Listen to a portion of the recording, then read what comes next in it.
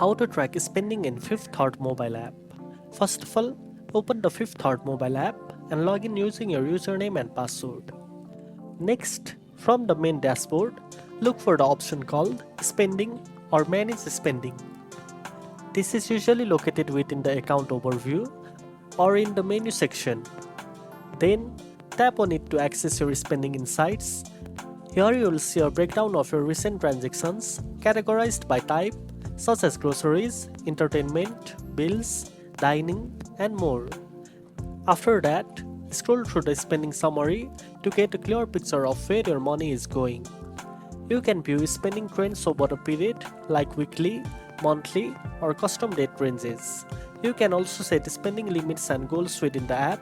Just tap on a category and set your desired budget to stay on track with your financial plans.